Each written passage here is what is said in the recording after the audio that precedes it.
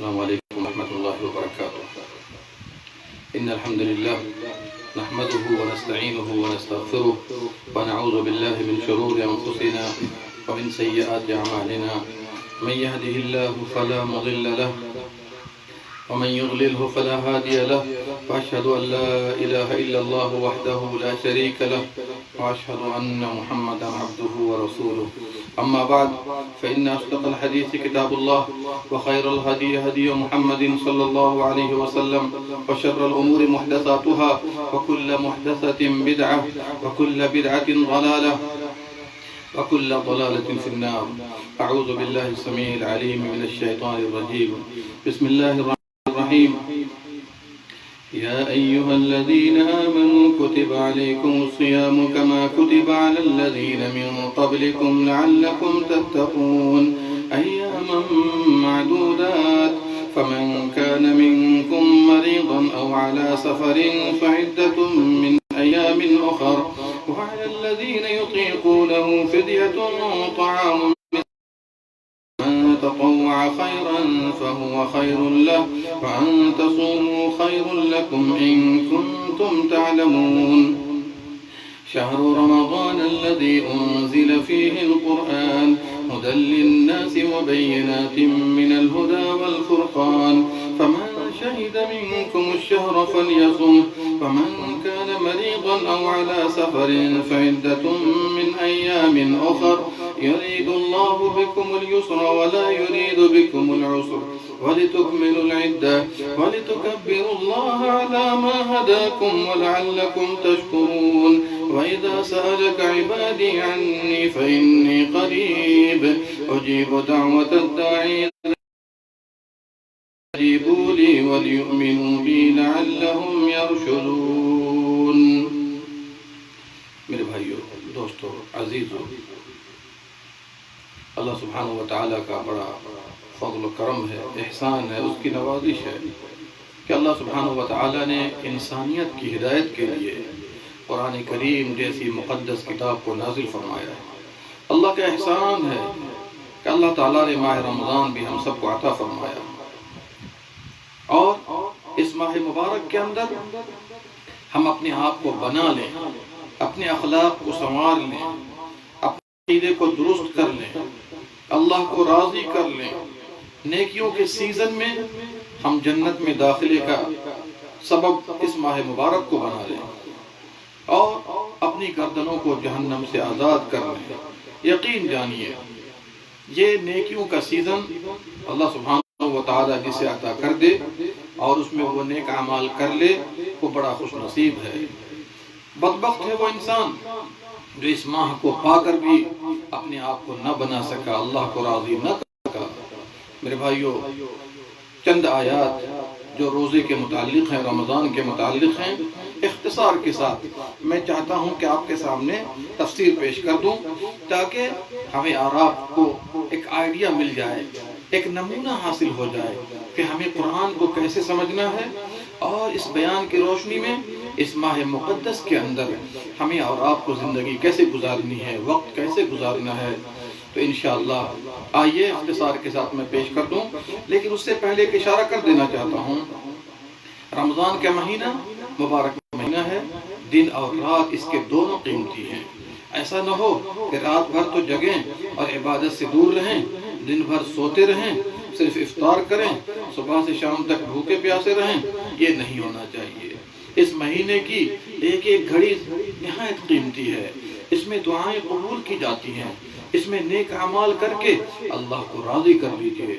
یہ موقع ہے، 29 اور 30 دن کا یہ ٹریننگ پیریڈ ہے۔ اللہ سبحانہ و تعالیٰ نے ہمیں اور آپ کو اس مہینے میں داخل کر کے ایک مدرسہ، ایک ٹریننگ پیریڈ عطا کیا کہ جب آپ 29 اور 30 دن کے بعد نکلیں، اللہ اکبر، لعلکم تتقون کے معیار پر فائز ہو جائیں۔ آئیے، کیونکہ وقت کم ہے، اس مہینے میں زیادہ سے زیادہ نماز کا اہتمام کیجئے، اس مہینے میں فرائض کے ساتھ ساتھ نوافل کا اہتمام کیجئے، سنن مستحبات کا اہتمام کیجئے۔ اس مہینے میں تراویح کو نہ چھوڑیے، گھر ہی میں پڑھیے، کوئی بات نہیں ہے، جماعت کر لیجئے اپنے بیوی بچوں کے ساتھ، انشاءاللہ اجر و ثواب سے محروم نہ ہوں گے۔ اس مہینے میں لوگوں کو افطار کرائیے، کے لوگوں کو افطار کرائیں، ان کے گھروں میں پہنچا دیجئے۔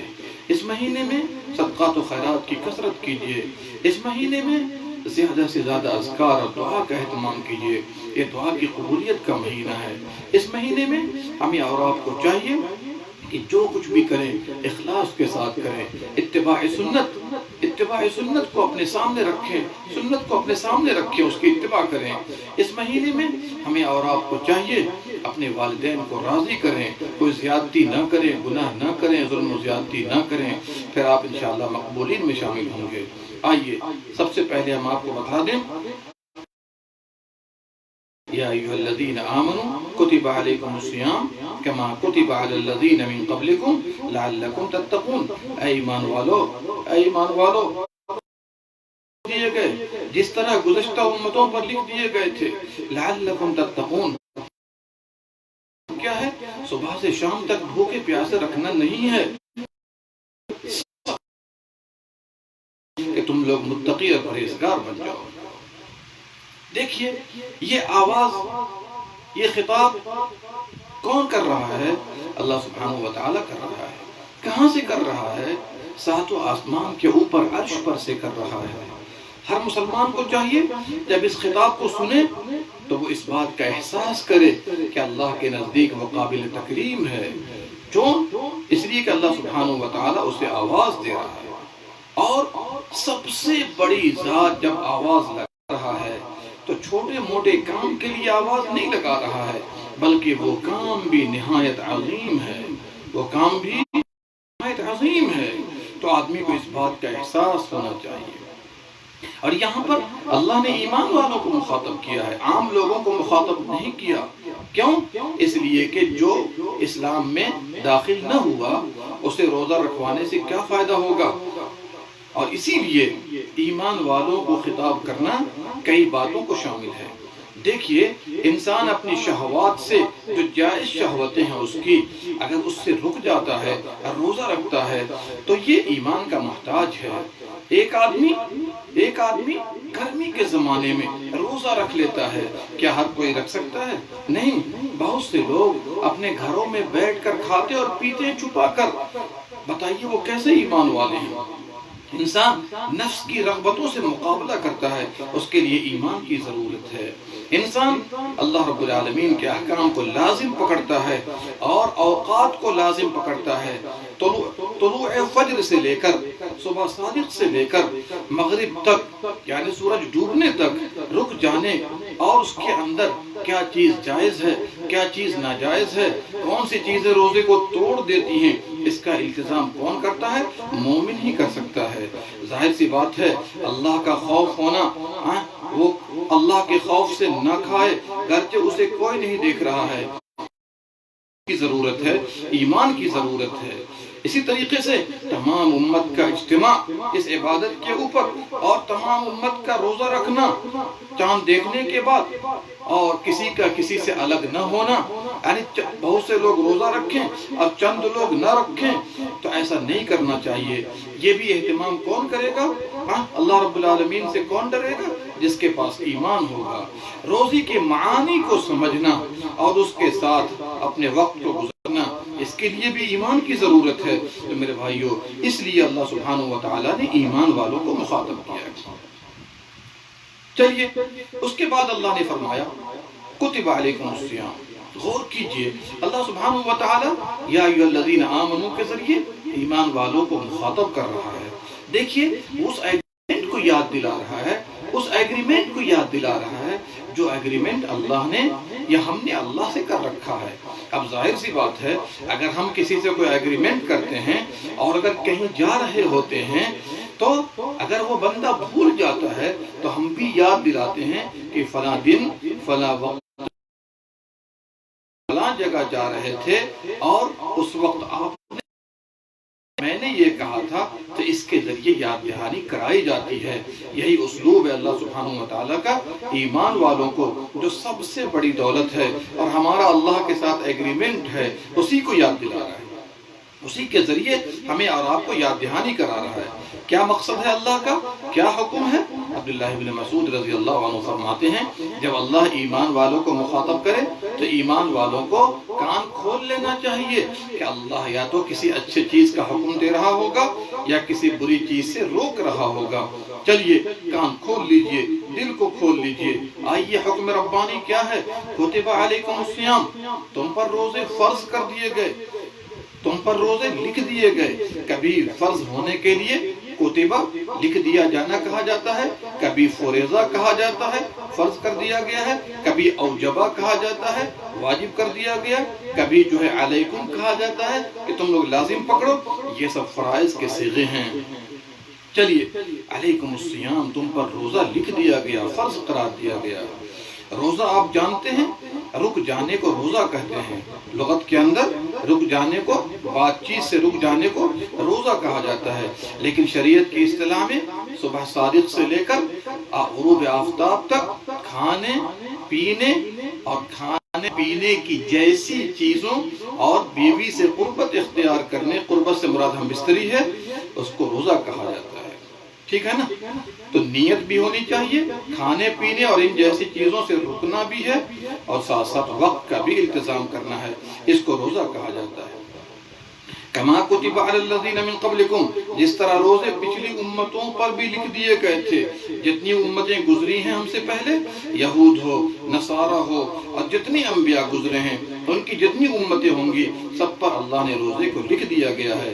تو روزہ ہم پر بھی فرض ہے، ان پر بھی فرض ہے۔ یہ الگ بات ہے کہ احکام میں فرق ہو سکتا ہے، یہ الگ بات ہے کہ وقت میں فرق ہو سکتا ہے۔ من قبلکم، تم سے پہلے ساری امتیں یہ روزہ رکھ چکے ہیں۔ لعلکم تتقون، مسند امام احمد کے اندر معاذ بن جبل رضی اللہ عنہ کا فرمان ہے کہ نماز بھی 3 مراحل کے ذریعے اس مرحلے تک پہنچی ہے جو ابھی ہمارے ساتھ ہے۔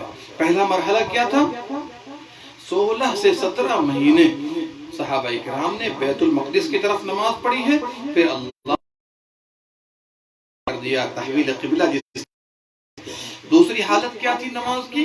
کہ لوگ نماز کے لیے جمع ہوتے، ان میں سے ایک دوسرے کو لوگ خبر کرتے تھے، قریب تھا کہ مشورے میں لوگ سارنگی بجائیں یا کوئی گھنٹا بجائیں، تو ایک انصاری صحابی جن کا نام عبداللہ بن زید ہے، انہوں نے خواب میں اذان کے کلمات سنے اور دیکھے، تو اللہ سبحانہ وتعالی نے ہمارے حبیب صلی اللہ علیہ وسلم کے ذریعے اس کو مشروع قرار دیا، اذان کا حکم دیا گیا۔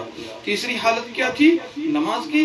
جب لوگ نماز میں آتے اسٹارٹنگ میں تو ایک دوسرے سے بات چیت بھی کر لیتے تھے، کتنی رکعت ہوئی ہے، کون سی سورت پڑھی گئی ہے۔ جب یہ آیت نازل ہو گئی وَقُومُوا لِلَّهِ قَانِتِينَ، سورہ بقرہ کے اندر کہ عاجزی سے اللہ کے لیے کھڑے ہو جاؤ، عبادت کرو، منسوخ قرار دیا گیا۔ یہ 3 حالتیں ہیں نماز کی کہ تدریجیاً اللہ تعالیٰ نے نماز کو اس مرحلے تک پہنچایا ہے۔ کے 3 مراحل ہیں، روزے کے 3 مراحل ہیں۔ جب پیارے نبی صلی اللہ علیہ وسلم مدینہ طیبہ تشریف لائے تو ہر ماہ 3 روزہ کا حکم تھا، اور عاشورہ کا بھی روزہ فرض کیا گیا تھا۔ جب اللہ نے رمضان کا روزہ فرض کیا تو اب اس کی حیثیت مستحب کی ہو گئی، استحباب کی ہو گئی۔ پہلا مرحلہ یہ ہوا۔ دوسرا مرحلہ شروع میں حکم تھا جو چاہے روزہ رکھے، جو چاہے افطار کرے، اور جو افطار کرے گا ایک مسکین کو کھانا کھلائے گا، ایک مسکین کو کھانا کھلائے گا۔ تو اللہ تعالیٰ نے اس کے بعد روزے کو صحت مند مقیم پر فرض قرار دیا۔ تیسرا مرحلہ کیا تھا روزہ کا؟ کہ لوگ کھاتے رہتے، پیتے رہتے، بیوی کے قریب آتے رہتے، لیکن اگر سو گئے، چاہے وہ 9 بجے رات میں عشاء کے بعد ہی صحیح، کسی بنا پر اگر سو گئے تو روزہ اسی وقت سے شروع ہو جاتا تھا۔ ایک صحابی جن کا نام سرما ہے یا سرما ہے، وہ آئے، کسان تھے، کھیت سے کام کر کے آئے، اس کے بعد نہ کھایا نہ پیا، دن بھر کے تھکے ہوئے۔ اللہ اکبر، معاملہ کیسا ہو گیا؟ نبی صلی اللہ علیہ وسلم نے دن میں دیکھا کہ بڑے تھکے ہوئے تعبان انسان ہیں۔ کہا کیا بات ہے؟ کہا اے اللہ کے نبی صلی اللہ علیہ وسلم، رات کو میں کھایا بھی نہیں پیا بھی نہیں، آنکھ بند ہو گئی، اب جب صبح اٹھا ہوں تو ظاہر سی بات ہے روزہ رات ہی سے شروع ہو گیا، نہ کچھ کھانے کا موقع ملا۔ نہ کچھ پینے کا موقع ملا، تو اللہ سبحانہ و تعالیٰ نے آسانی کے لیے یہ حکم دے دیا احل لکم لیلۃ الصیام الرفث الی نسائکم، اور یہاں تک کہ اس بات کا حکم دیا گیا کہ آپ فجر تک کھا سکتے ہو، جب طلوع فجر یعنی صبح صادق ہو جائے اس کے بعد بندے کو رکنا چاہیے روزے کے لیے۔ عمر فاروق کے ساتھ بھی پیش آ گیا، سونے کے بعد جب آنکھ کھلی تو بیوی سے قربت اور ہم بستری اختیار کر لی اور وہ بھی پریشان ہوئے، تو اللہ سبحانہ و تعالیٰ نے آسانی نازل فرما دی۔ تو یہ 3 مراحل ہیں روزے کے بھی۔ دیکھیے اس پہلا فائدہ جو سمجھ میں آتا ہے وہ یہ ہے کہ روزے کی بڑی اہمیت ہے، اس لیے کہ اللہ نے اس کو اپنی آواز اور اپنی ندا کے ذریعے اہل ایمان کو یاد کیا ہے۔ یہ ایمان کا تقاضا ہے، روزے کا چھوڑنا ایمان میں سخت کمزوری کا باعث ہے۔ دوسرا فائدہ اس آیت سے کیا سمجھ میں آتا ہے کہ اللہ تعالیٰ نے روزے کو فرض کیا ہے، اس لیے کہ اللہ نے فرمایا کتبہ۔ تیسرا فائدہ یہ سمجھ میں آتا ہے کہ پچھلی امتوں پر بھی اللہ نے روزے کو فرض کیا تھا۔ چوتھا فائدہ آیت کریمہ سے کہ انسان کو تسلی ہوتی ہے، اگر ایک کام میں 10 آدمی شریک ہو جائے پھر اس کے بعد کہا جاتا ہے یہ کرو، تو لوگوں کو پریشانی نہیں ہوتی ہے۔ کیوں؟ اس لیے کہ آپ سے کہا جائے گا کہ 50 آدمی نے یہ کام کر لیا، اب تم کو کرنے میں کیا پریشانی ہے، تو اس سے آسانی پیدا ہو جاتی ہے کہ نہیں؟ پانچواں فائدہ اس آیت کریمہ سے یہ سمجھ میں آتا ہے کہ جس طرح پچھلی امتیں ہر طرح کے خیر کو نے ان سے زیادہ کو وہاں تک پہنچا دیا ہے، اور ہم سب کا راستہ ایک ہے، ہم سب انبیاء کی وحی پر چلنے والے ہیں، توحید کے راستے پر چلنے والے ہیں، گرچہ ہماری اور ان کی شریعتیں مختلف ہیں لیکن سبوں کو اللہ تعالیٰ نے روزہ رکھنے کا حکم دیا ہے۔ چلیے اسی طریقے سے چھٹا فائدہ یہ ہے اللہ تعالیٰ نے روزہ کو فرض کیوں کیا، تو اس کا سبب رئیسی اور سب سے بڑا سبب کیا ہے کہ یہ تقوی کا سبب ہے، پرہیزگاری کا سبب ہے۔ کس کا سبب ہے؟ پرہیزگاری۔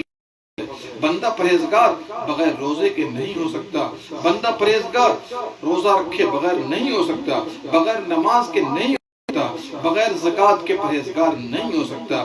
یہ سب تقاضے ہیں کس کے؟ پرہیزگاری کے، اور کلمہ لا الہ الا اللہ کے تقاضے ہیں۔ چلیے اسی طریقے سے ایک اور فائدہ لے لیجئے کہ اللہ تعالیٰ نے روزے کو فرض کرنے کی حکمت بتائی، تقوی، پرہیزگاری، اور اس سے تقوی کی فضیلت کا اندازہ ہوتا ہے۔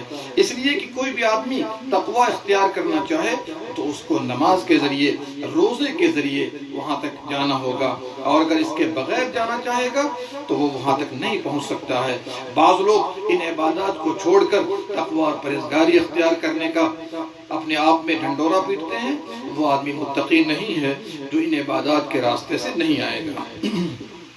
اور اسی لیے قرآن کریم کا مطالعہ کریں گے تو جتنی بھی عظیم عبادتیں ہیں سبوں کے بعد اللہ نے تقوی کو پیش کیا ہے۔ روزے کے بارے میں تو آپ نے دیکھ لیا، اسی طریقے سے آپ دیکھ لیجیے حج کے بارے میں وَتَزَوَّدُوا فَإِنَّ خَيْرَ الزَّادِ التَّقْوَىٰ وَاتَّقُونِ يَا أُولِي الْأَلْبَابِ۔ اسی طریقے سے دیکھ لیجیے اللہ سبحانہ و تعالیٰ نے زکوٰۃ کی آیت میں خُذْ مِنْ أَمْوَالِهِمْ صَدَقَةً تُطَهِّرُهُمْ وَتُزَكِّيهِمْ بِهَا، ان سے زکوٰۃ لیجیے تاکہ وہ پاک و صاف ہو جائیں۔ اسی طریقے سے قربانی کو دیکھ لیجیے لَن يَنَالَ اللَّهَ لُحُومُهَا وَلَا دِمَاؤُهَا وَلَكِنْ يَنَالُهُ خون آپ کا نہیں پہنچتا بلکہ تقوی اور پرہیزگاری پہنچتی ہے۔ اس طرح کیا واضح ہوتا ہے جتنی بھی عظیم عبادتیں ہیں تقوی تک پہنچانے کا ذریعہ ہے۔ آئیے اختصار کے ساتھ میں آپ کو بتلا دوں روزے کے فائدے کیا ہیں۔ تو سب سے عظیم فائدہ کیا ہے؟ تقوی ہے۔ لیکن تقوی ہے کیا؟ علی رضی اللہ عنہ سے پوچھا گیا تقوی کیا ہے؟ علی رضی اللہ عنہ نے 4 باتیں کی ہیں۔ کتنی باتیں کی ہیں؟ 4 باتیں کی ہیں۔ پہلی چیز الخوف من الجلیل، اللہ سے ڈر جائیے تاکہ برائی چھوڑنے میں آسانی ہو۔ دوسری بات العمل بالتنزیل، قرآن پر عمل کیجئے، قرآن کو پڑھ کر تدبر کر کے۔ تیسرا فائدہ کیا ہے یا تیسری چیز داخل کیا ہے تقوی میں؟ القناعۃ بالقلیل، اللہ جو کچھ بھی دے آپ تھوڑے پر راضی ہو جائیے۔ چوتھی چیز کیا ہے؟ والاستعداد لیوم الرحیل، قیامت کی تیاری کیجئے، موت کی تیاری کیجئے۔ یہ 4 باتیں ہوں گی تو آپ متقی ہوں گے۔ اور یہ تعریف کس نے پیش کی ہے؟ علی مرتضیٰ رضی اللہ عنہ داماد مصطفیٰ نے پیش کی ہے۔ آئیے ایک اور جامع تعریف لیجیے دیجئے۔ طلق بن حبیب نے کیا کہا؟ کہا آپ اللہ کی اطاعت کریں، ہر معاملے میں اللہ کی اطاعت کریں۔ کس پر؟ علی نور من نور اللہ، علم کی روشنی میں اللہ کی اطاعت کیجئے اور اللہ کی رحمت کی امید میں کیجئے۔ برائی کو چھوڑ دیجئے اللہ کے نور پر رہتے ہوئے، آپ کو پتہ ہے کہ یہ برائی ہے، چھوڑ دیجئے، اور اللہ کے عذاب سے ڈرتے ہوئے ہمیں اور آپ کو چھوڑنا ہے، نہ کہ کسی مجبوری میں چھوڑنا ہے۔ تیسری تعریف ابو ہریرہ رضی اللہ عنہ نے بھی کی ہے، جس کو امام سیوطی نے الدر المنثور کے اندر پیش کیا ہے۔ کیا انہوں نے کہا؟ تقویٰ کیا ہے؟ کہا کسی راستے پر جب تم چلتے ہو اور کانٹے ہوتے ہیں تو اپنے آپ کو کیسے نکالتے ہو؟ کہا دامن بچا کر ہم نکل جاتے ہیں۔ کہا یہی تقویٰ ہے، تمام برائیوں سے بچاتے ہوئے ہم نیک اعمال پر استقامت اختیار کریں، اسی کو تقویٰ کہا جاتا ہے۔ تو یہ سب سے پہلا فائدہ اور سب سے بڑا فائدہ یہ ہے کہ بندہ حرام و حلال کی تمیز کرے، عبادات پر استقامت اختیار کرے، اس کو تقویٰ کہا جاتا ہے۔ حرام لقمہ، حرام کمائی سے دور ہو، حرام باتوں سے، حرام کاموں سے پرہیز کرے، سب سے بڑے عبادت گزار بن جائیں گے۔ دوسرا فائدہ روزے کا کیا ہے؟ کہ اللہ کی نعمتوں کا احساس کریں اور اس پر شکر بجا لائیں۔ تفصیلی گفتگو کسی موقع پر کی جائے گی۔ تیسرا فائدہ کیا سمجھ میں آتا ہے؟ کہ روزہ دار کو فقراء اور مساکین کی یاد دہانی کرائی گئی ہے اور اس کے ذریعے ہم ان کا اہتمام کریں۔ شام کو کتنے آئٹم جمع کر لیتے ہیں، یا سبحان اللہ! تو فقراء اور مساکین روزانہ ایسے ہی وقت گزارتے ہیں، ہمیں اور آپ کو چاہیے ان کا زیادہ سے زیادہ اہتمام کریں۔ چوتھا فائدہ یہ ہے کہ روزہ شیطان کے قہر کو، اس کے غلبے کو توڑ دیتا ہے۔ روزہ اس کے غلبے کو توڑ دیتا ہے، اس لیے کہ شیطان انسان کے خون میں گردش کرتا ہے۔ جب آدمی کھاتا اور پیتا ہے تو شیطانی جو راستے ہوتے ہیں وہ کشادہ ہوتے رہتے ہیں۔ ظاہر سی بات ہے، کھانے سے اور پینے سے خون بنتا ہے، اور جب خون بنتا ہے تو شیطانی راستے کھلتے ہیں۔ اس لیے شیخ الاسلام ابن تیمیہ رحمہ اللہ نے فرمایا، جب انسان بھوکا رہتا ہے تو بھوکا رہنے کے وہ سمٹتے ہیں، اور سمٹنے کے بعد انسان کو نیکیوں کی فکر پیدا ہوتی ہے اور ساتھ ہی ساتھ برائیوں سے دور ہوتا ہے۔ پانچواں فائدہ یہ ہے کہ انسان اچھے اخلاق سے خود کو مزین کرتا ہے، صبر کرتا ہے، انضباط کرتا ہے، اللہ کی نگہبانی کا خیال کرتا ہے، لوگوں پر غصہ نہیں ہوتا ہے۔ چھٹا فائدہ یہ ہے کہ اس میں اتحاد و اتفاق کی دعوت ہے۔ دیکھیے ماشاءاللہ ابھی خبر یہ آئی ہے کہ گلف کنٹریز میں چاند نکل آیا ہے۔ اب دیکھیے کل بھی باقی ممالک میں انشاءاللہ لوگ چاند دیکھیں گے۔ سب لوگ ایک وقت میں روزہ شروع کرتے ہیں، ایک وقت میں افطاری کرتے ہیں، اور اس طریقے مظہر سمجھ میں آتا ہے۔ ساتواں فائدہ یہ ہے کہ یہ شہر الجہاد ہے، یہ ہمارے غلبے کا مہینہ ہے۔ میں نے کل ہی اور پرسوں پہلے پیش کیا تھا کہ اس مہینے میں بڑے واقعات رونما ہوئے، تو ہمیں اور آپ کو جہاد کی ٹریننگ بھی دی جا رہی ہے۔ بھوکے رہو، پیاسے رہو، لیکن ہمیں اور آپ کو دین کا کام مقدم رکھنا ہے۔ جہاں پر بھی ضرورت پڑے سب سے پہلے ہمیں دین کی خدمت کرنی ہے، چاہے دشمنوں سے ٹکرانا پڑ جائے۔ آٹھواں فائدہ یہ ہے کہ اس سے بڑے فائدے ہیں، صحت کے بھی، ہماری قوت کے بھی فائدے ہیں۔ جیسے جسم سے زہر کو نکال دیتا ہے روزہ، اسی لیے۔ اور دوسرا فائدہ کیا ہے؟ جو ہمارا جہاز ہضمی ہے، یعنی جس سے ہمارے کھانے ہضم ہوتے ہیں، اس کو آرام پہنچتا ہے۔ اسی طریقے سے کینسر میں بہت معاون ہے، کینسر کو دور کرنے میں، کولیسٹرول لیول کو کم کرتا ہے۔ یہاں تک کہ کسی کے پاس شوگر ہے تو شوگر کی بیماری بھی کم ہو جاتی ہے، اور جتنے بھی ہمارے اندر چربی ہیں یہ سب جلتے ہیں اس کے ذریعے۔ ہمارے پاس جو قوت مدافعت ہے جسم کے اندر، وہ قوت مدافعت بھی مضبوط ہو جاتی ہے۔ بلڈ پریشر بھی ماشاءاللہ نارمل ہو جاتی ہے، بلڈ پریشر بھی نارمل ہو جاتا ہے، وزن کم ہو جاتے ہیں، اور اس طرح کے بڑے فائدے ہیں۔ کس سے؟ روزے سے۔ آئیے یہاں پر ایک بات اور بتلا دوں، اس آیت کریمہ سے ایک اور فائدہ یہ بھی سمجھ میں آتا ہے کہ اللہ نے مختلف طریقے کی عبادتیں ہمیں اور آپ کو دی ہیں۔ تو مالی ہیں، مال کے ذریعے ہم اللہ کی عبادت کرتے ہیں، جیسے غریب و مسکین کے دیکھ ریکھ وغیرہ۔ کچھ عبادتیں ایسی ہیں جو بدن سے ہم ادا کرتے ہیں، کس سے؟ بدن سے ہم ادا کرتے ہیں، جیسے نماز وغیرہ ہے۔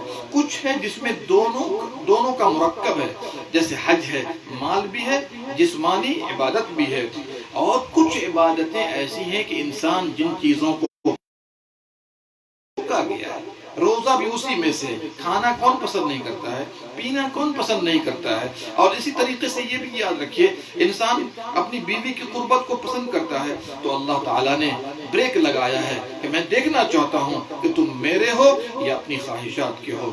جو نیک بندے ہیں بریک پر رک جاتے ہیں اور اللہ سے کہتے ہیں اے اللہ تو نے کھانا دیا تھا اور ابھی روک دیا، ہمیں پسند ہے۔ تو نے بیوی دی تھی، فلاں سے فلاں وقت میں روک دیا، ہمیں یہ بھی پسند ہے۔ اس سے اللہ کتنا خوش آپ کو اتنا اجر دیتا ہے کہ آپ سوچ بھی نہیں سکتے۔ کیا اجر دیتا ہے؟ الصوم لی، روزہ میرے لیے ہے، میں اس کا بدلہ دوں گا۔ کتنا بدلہ دے گا یہ کسی کو نہیں معلوم ہے۔ اس بنا پر ہمیں اور آپ کو چاہیے اس مہینے کا اہتمام کریں۔ آئیے دوسری آیت لیتے ہیں کیونکہ وقت بھی کم ہے۔ ایام معدودات، ایام معدودات، یہ چند دن 360 دن میں اگر 29 یا 30 دن اللہ نے روزہ رکھنے کا حکم دیا ہے تو چند دن ہوئے، گزر جائیں گے۔ ابھی ہم لوگ رمضان کے مہینے میں داخل ہو گئے، کل پہلا روزہ، پھر دوسرا، پھر تیسرا، پھر چوتھا، گنتے یہ گنتی کے ایام کیسے گزر جاتے ہیں۔ اللہ اکبر۔ فمن کان منکم مریضا، اللہ اکبر۔ اسلام کی آسانی کیجئے تو اللہ نے روزے کی بات کی اور اس کے بعد جب حکم دے دیا تو ہم نے کہا یا اللہ ہم میں کچھ لوگ بیمار بھی ہیں، سفروں پر بھی جاتے رہتے ہیں، یہ تو ہمارے لیے حکم دے دیا، ہم گھر پر ہیں، صحت مند ہیں، لیکن ہمارے وہ بھائی جو بیمار ہیں یا سفر پر، ان کا کیا ہوگا؟ وہ کیا کریں گے؟ بیمار کیسے روزہ رکھیں گے؟ سفر پر آدمی جا رہا ہے، مشکلات کا سامنا ہوگا، وہ کیسے روزہ رکھیں گے؟ تو اللہ نے فرمایا فعدۃ من ایام اخر، بندو ہم تو تمہارے ساتھ آسانی چاہتے ہیں، مشکل میں ڈالنا من ایام اخر، بیمار کو روزہ رکھنے میں پریشانی ہو، صاحب سفر کو، سفر والے کو روزے میں مشقت ہو، کوئی بات نہیں، نہ رکھو، کھاؤ پیو، کوئی بات نہیں ہے، لیکن جب مہینہ ختم ہو جائے جتنے روزے تم نے کھائے ہیں اس کی گنتی پورے کر لینا۔ ٹھیک ہے، بات کلیئر ہو گئی؟ بات آئے گی انشاءاللہ مزید اور وَعَلَى الَّذِينَ يُطِيقُونَهُ فِدْيَةٌ طَعَامُ مِسْكِينٍ، یہ ابتدائی مرحلہ کی بات ہے۔ وہ لوگ جو روزے کی طاقت رکھنے والے تھے ان کو آپشن دیا گیا ہے۔ کیا آپشن دیا گیا ہے؟ چاہو تو روزہ رکھو یا پھر چاہو تو ایک مسکین کو کھانا دے دو اور روزہ نہ رکھو۔ تو کہا گیا جن کے پاس طاقت بھی ہے کوئی بات نہیں ہے، وہ مسکین کو کھانا دے دے۔ فمن تطوع خیرا فهو خیر اللہ، اور جو نیکی میں بڑھ چڑھ کر حصہ لے گا، اگر ایک کے بجائے 2 مسکین کو کھلا دے، 3 کو کھلا دے، فهو خیر اللہ، اس کے حق میں بہتر ہے، اجر و ثواب ملے گا۔ لیکن یہ بات بھی کہہ دی گئی وان تصوموا خیر لکم، اگر تم روزہ رکھو گے تو ہر ناحیے سے تمہارے لیے بہتر ہے، دنیا کے ناحیے سے بھی، صحت کے ناحیے سے بھی، دل کے ناحیے سے بھی، ہر ناحیے سے بہتر ہے۔ ان کنتم تعلمون، اگر تم لوگ جان لو، اگر تم لوگ جان لو اس کی حقیقت، اس کی عظمت کو جان لو تو روزہ رکھنا تمہارے لیے بہتر ہے۔ اس آیت کریمہ سے بہت سی باتیں سمجھ میں آتی ہیں۔ پہلا فائدہ تو یہ ہے روزے کے چند دن ہیں، سب لوگ روزہ رکھ لیجئے۔ دوسری فائدہ یہ سمجھ میں آتا ہے کہ اللہ سبحانہ وتعالی نے مخاطب کی آسانی کے لیے کہہ دیا ایام معدودات، ماؤں سے زیادہ محبت کرنے والا ہے، ہمیں کس طرح سے حکم دیا اور آسانی پیدا کر دی، اسلوب بھی بڑا اچھا اختیار کیا، چند دن ہیں، پریشانی کی بات نہیں ہے، یہ گزر جائیں گے۔ تیسرا فائدہ اس آیت سے کیا سمجھ میں آتا ہے؟ اللہ بندوں سے بڑا مہربان ہے، بندوں پر بڑا مہربان ہے، اللہ کی رحمت بہت زیادہ ہے بندوں کے ساتھ۔ چند دن روزے کا حکم دیا ہے، بھلا بتائیے سال میں 4 مہینے، 6 مہینے، 8 مہینے، اگر 10 مہینے دے دیتا ہم پریشانی میں پڑ جاتے۔ اس آیت کریمہ سے ایک فائدہ یہ بھی سمجھ میں آتا ہے کہ پریشانی آتی ہے تو آسانی اللہ تعالیٰ اسی کے اندر سے نکال دیتا ہے۔ جی فَإِنَّ مَعَ الْعُسْرِ يُسْرًا، ہر تکلیف کے ساتھ آرام ہے۔ تو دیکھیے آسانی اللہ نے نکال دی بیماروں کے لیے، مسافروں کے لیے، تو وہ بعد میں گنتی پورے کر لیں گے، ہے کہ نہیں؟ تو بیماری اور سفر مشقت کی جگہ ہے، مشقت کے اسباب ہیں، اس لیے اللہ نے آسانی نکال دیا۔ ایک اور فائدہ اس آیت کریمہ سے یہ سمجھ میں آتا ہے کہ بیمار کے لیے افطار کرنے کی اجازت ہے، لیکن کون سا بیمار؟ وہ بیمار جس کا روزہ رکھنا مشکل ہو، پریشانی میں پڑ جانے کا باعث ہو، اس کے لیے اللہ نے حکم دیا ہے۔ تو مریض کی تین حالتیں، ایک تو روزے سے نقصان نہیں اور مشقت بھی نہیں، تو اس کے لیے رخصت نہیں ہے۔ دوسری حالت کہ بندے پر روزہ رکھنا شاق گزرے، نقصان نہ ہو تو روزہ رکھنا اس کے حق میں مکروہ ہے۔ تیسری، روزے سے نقصان ہو تو اس کے حق میں روزہ رکھنا حرام ہے، اس لیے کہ اللہ نے کیا فرمایا؟ وَلَا تَقْتُلُوا أَنفُسَكُمْ، اپنے آپ کو قتل نہ کرو، إِنَّ اللَّهَ كَانَ بِكُمْ رَحِيمًا، اللہ تم پر بڑا مہربان ہے۔ آیت کریمہ سے یہ بھی فائدہ سمجھ میں آتا ہے کہ سفر میں جو افطار کی اجازت ہے، جیسا کہ اللہ کا فرمان وَعَلَىٰ سَفَرٍ فَعِدَّةٌ مِّنْ أَيَّامٍ أُخَرَ، تو روزہ داروں کے لیے، مسافر روزہ داروں کے لیے سفر میں تین حالتیں بنتی ہیں۔ ایک تو بالکل مشقت نہ ہو، بالکل مشقت نہ ہو تو روزہ رکھنا افضل ہے، اور اگر افطار کر لے گا تو کوئی حرج کی بات نہیں، جیسا کہ ابو درداء رضی اللہ عنہ کی حدیث سے ثابت ہوتا ہے۔ دوسری حالت کیا ہے کہ روزہ رکھنے میں مشقت ہو، لیکن معمولی مشقت ہو تو افطار کرنا افضل ہے، جیسا کہ نبی صلی اللہ علیہ وسلم کے زمانے میں آپ صلی اللہ علیہ وسلم سفر پر تھے، ایک جگہ دیکھا کہ بڑا ازدحام ہے اور ایک آدمی کو لوگوں نے سایہ کیا ہوا ہے، اس کے بارے میں پوچھا تو کہا کہ روزہ دار ہے، تو نبی صلی اللہ علیہ وسلم نے فرمایا کہ سفر میں روزہ رکھنا نیکی کا کام نہیں ہے۔ کیوں؟ اس لیے کہ مشقت ہے، اب مشقت کے بنا پر بھی رکھ رہا ہے، گرچہ مشقت معمولی ہو تو افطار افضل ہے نا۔ چلیے، تیسری حالت یہ ہے کہ روزہ رکھنا مسافر پر سخت مشقت کا باعث ہو، تو یہاں پر افطار ہی کرنا ہے، یہاں پر افطار ہی کرنا ہے، جیسا کہ صحیح بخاری کے اندر نبی صلی اللہ علیہ وسلم سفر میں تھے، آپ سے لوگوں نے شکایت کی، کیا شکایت کی؟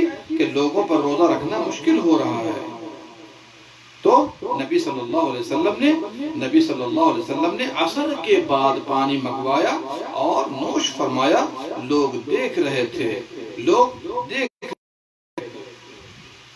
تو اس لیے نبی صلی اللہ علیہ وسلم نے ایسے لوگ جو مشقت کے باعث روزہ رکھ رہے تھے فرمایا اولئک العصاة، وہی لوگ نافرمان ہیں، وہی لوگ نافرمان ہیں۔ کیا پتہ چلا؟ سفر میں اگر بہت زیادہ مشقت ہے تو آدمی کو روزہ نہیں رکھنا ہے بلکہ افطار کر لینا ہے۔ آیت کریمہ سے ایک فائدہ یہ بھی سمجھ میں آتا ہے کہ وہ سفر جس میں افطار کی اجازت ہے، روزہ نہ رکھنے کی اجازت ہے، تو اس میں کوئی دن یا دوری کا مسئلہ نہیں ہے، بلکہ عرف عام میں جس کو سفر کہا جائے گا اس کو ہم کیا کہیں گے؟ سفر کہیں گے، اور ساتھ ہی ساتھ اس میں افطار کریں گے۔ ایک آدمی 10 دن کے لیے جا رہا ہے، 15 دن کے لیے جا رہا ہے، سفر پر 20 دن کے لیے جا رہا ہے، کوئی بات نہیں، وہ افطار کر لے، بعد میں گنتی پوری کر لے۔ اب آدمی گیا 100 کلومیٹر دور، 70 کلومیٹر دور، میں اس کو سفر کہیں گے، تو انشاءاللہ ہم قصر بھی کریں گے اور ساتھ ساتھ روزہ بھی نہیں رکھیں گے۔ چلیے، حالانکہ اس مسئلے میں اختلاف ہے، لیکن ہم نے راجح قول پیش کر دیا ہے۔ اب ایک آدمی سفر پر نکلنے کو تیار ہے، اب نکلے گا تب نکلے گا، تو وہ ایسے ہی ہوگا جیسا کہ وہ سفر میں ہے، اس کے لیے افطار کرنا جائز ہے۔ اسی طرح آیت کریمہ سے ایک فائدہ یہ بھی سمجھ میں آتا ہے کہ اگر کوئی آدمی سفر میں روزہ رکھ لیتا ہے تو ظاہریہ کا مسلک یہ ہے کہ وہ جائز نہیں ہوگا، روزہ رکھنا جائز نہیں ہوگا، لیکن ہم نے آپ کو بتا دیا کہ اگر سفر میں مشقت ہے تو انشاءاللہ ہم روزہ نہ رکھیں گے۔ آئیے، آیت کریمہ سے ایک فائدہ یہ بھی سمجھ میں آتا ہے کہ اگر کوئی آدمی گرمی کا روزہ چھوڑ دے گا رمضان میں تو ٹھنڈی میں بھی اس کو پورا کر سکتا ہے، کوئی حرج کی بات نہیں، چونکہ اللہ نے فرمایا فعدۃ من ایام اخر، رمضان کے بعد عام دنوں میں گنتی پوری کر لے، یہ نہیں فرمایا کہ گرمی میں پوری کرے، ٹھنڈی میں پوری کرے، کبھی بھی پوری کر سکتا ہے۔ اسی طریقے سے ایک فائدہ یہ بھی سمجھ میں آتا ہے کہ اللہ تعالیٰ نے کسی بھی چیز کا حکم دیا ہے تو اس میں تدرج اختیار کیا ہے، تدرج اختیار کرنے کی حکمت سمجھ میں آتی ہے، ایک ہی مرتبہ کسی چیز کا حکم نہیں دے دیا کہ انسان کے لیے مشکلات کا باعث بن جائے۔ ایک اور فائدہ سمجھ میں آتا ہے اس آیت کریمہ سے کہ اگر کوئی آدمی روزہ سے عاجز ہو روزہ نہیں رکھ پاتا ہو تو ہر دن کے بدلے ایک مسکین کو کھلا دے گا۔ اب ایک آدمی بہت بوڑھا ہے، بہت زیادہ بیمار ہے اور انسان مشکلات میں پڑ رہا ہے، بہت سے لوگ بیمار ہوتے ہیں، بہت زیادہ بوڑھے ہو جاتے ہیں، تو اگر ایسا بوڑھا ہے جو کہ اپنے بڑھاپا کے بنا پر عبادات میں یا اشیاء میں تمیز اس سے ثابت کر دیا ہے، اس کو بعد میں نہیں رکھنا، لیکن ایک عام طور پر بوڑھا ہے تو انشاءاللہ ابھی رکھ لے، ابھی روزہ توڑ دے، بعد میں اللہ شفا دے دے تو وہ بعد میں کمپلیٹ کر لے گا، ٹھیک ہے۔ لیکن بیمار ہے، تو بیمار ہے تو ابھی بیماری میں نہ رکھے، رمضان کے بعد مکمل کر لے، لیکن وہ ہمیشہ کا بیمار ہے تو ہر دن کے بدلے ایک مسکین کو کھانا کھلا دے۔ حاملہ ہے، دودھ پلانے والی خاتون ہے، اگر بچے کو نقصان ہو یا اس کی جان کو نقصان ہو تو ابھی نہ رکھے، بعد میں روزہ رکھے۔ حالانکہ بعض علماء کہتے ہیں کہ مسکین کو کھانا کھلائے، لیکن میں کہوں گا روزہ رکھنے کا وقت ہے، طاقت ہے تو روزہ رکھ لے، اور اگر طاقت نہیں ہے بعد میں بھی یا ممکن نہیں ہے رکھنا تو پھر وہ مسکین کو کھانا کھلا دے گا۔ اور کھانا کھلانا ہے پیٹ بھر کر، جیسا کہ عام طور پر کھانا کھاتے رہتے ہیں۔ چلیے وقت کی نزاکت کو دیکھتے ہوئے اس آیت کریمہ سے ایک فائدہ یہ بھی سمجھ میں آتا ہے کہ اللہ کی اطاعت کے جتنے بھی کام ہیں سب میں خیر ہی خیر ہے، سب میں خیر ہی خیر ہے۔ ایک اور فائدہ سمجھ میں آتا ہے کہ اسلام کے اندر جو اعمال ہیں ایک دوسرے سے متفاوت ہیں۔ اب جو نماز کا فائدہ ہے وہ دیگر عبادات کا فائدہ نہیں ہے، جو روزے کا فائدہ ہے وہ قربانی کا فائدہ نہیں ہے، تو اللہ کے نزدیک ہر ایک عمل کی الگ الگ عظمت ہے، اور جب عمل کی عظمت ہے تو صاحب عمل کی بھی عظمت ہے۔ آئیے تیسری آیت دیکھتے ہیں، شہر رمضان الذي انزل فيه القرآن هدى للناس وبينات من الهدى والفرقان فمن شهد منكم الشهر فليصم ومن كان مريضا او على سفر فعدة من ايام اخر يريد الله بكم اليسر ولا يريد بكم العسر ولتكملوا العدة ولتكبروا الله على ما هداكم ولعلكم تشكرون۔ وہ رمضان کا مہینہ ہے جس میں قرآن نازل کیا گیا، اور ہم نے بتایا اس کا دو مطلب ہے۔ ایک مطلب تو یہ ہے کہ اللہ تعالیٰ نے پورے قرآن کو لوح محفوظ سے دنیا کے آسمان پر اتارا، اور دنیا کے آسمان پر ایک گھر ہے بیت العزہ، وہاں رکھ دیا، ٹھیک ہے۔ اور دوسرا مطلب یہ بھی ہو سکتا ہے، جیسا کہ بعض مفسرین نے کہا کہ اس میں نزول قرآن کی ابتدا ہوئی غار حرا کے ذریعے نبی صلی اللہ علیہ وسلم پر۔ چلیے ہدی للناس، اور یہ بھی یاد رکھیے گا جتنی آسمانی کتابیں ہیں، توریت، انجیل، زبور وغیرہ، ہم نے پہلے بتا دیا ہے کہ یہ سب بھی اللہ تعالیٰ نے کب نازل کیا ہے؟ رمضان کے مہینے میں ہی نازل کیا۔ ہدی للناس، اس میں تمام لوگوں کے لیے ہدایت ہے، مسلم ہو غیر مسلم سب کے لیے ہدایت ہے۔ وبینات من الہدی، اور ہدایت کی تمام تر واضح نشانیاں ہیں۔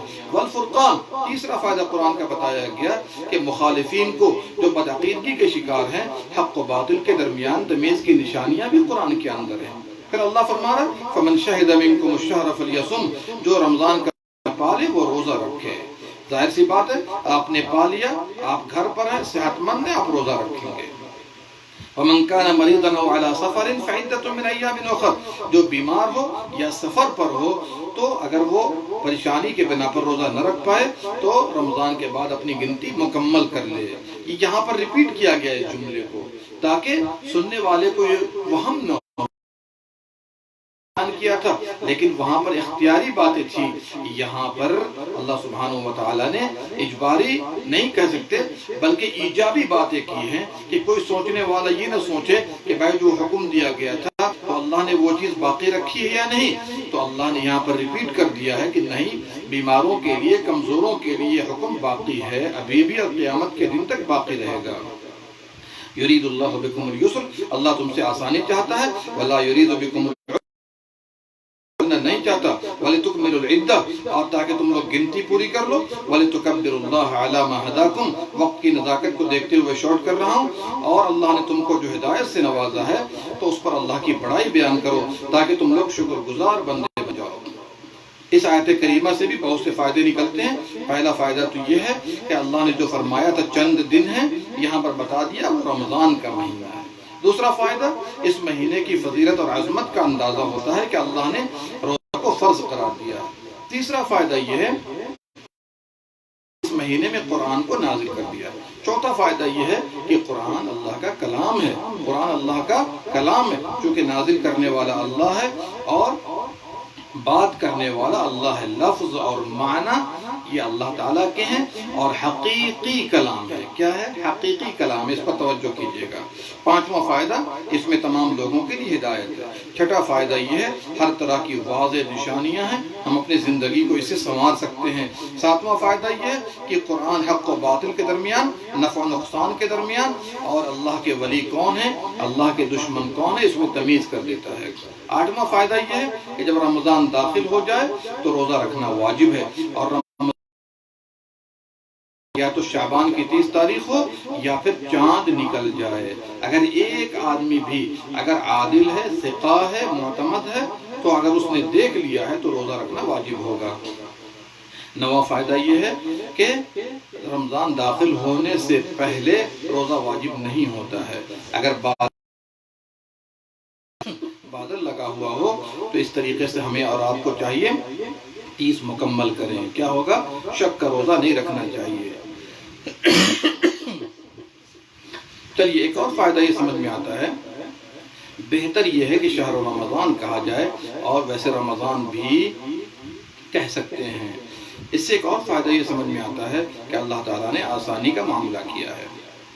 اس آیت سے ایک اور فائدہ سمجھ میں آتا ہے کہ اللہ تعالیٰ کے ارادے ثابت ہوتے ہیں، ارادہ کا اثبات ہوتا ہے۔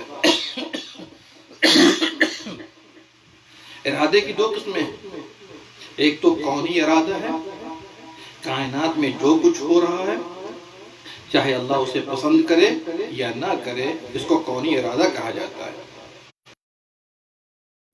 اور یہ محبت کے معنی میں ہے، اور یہ واقع ہونا لازم نہیں ہے، اور اس کا تعلق اللہ کی محبت والی چیزوں سے ہے۔ جیسے اللہ توبے کو پسند کرتا ہے، اللہ جو ہے ہم سے عبادات کو پسند کرتا ہے، تو یہ ارادہ شرعیہ ہے، اور پہلا ارادہ کونی تھا، اور شریعت کے تمام حکم آسانیوں پر مبنی ہیں۔ اسی طریقے سے ہمیں اور آپ کو یہ بھی حکم دیا گیا ہے کہ اگر کسی معاملے میں مشقت ہو تو ہمیں آسانی کو لینا چاہیے، جیسا کہ اللہ نے حکم دیا ہے۔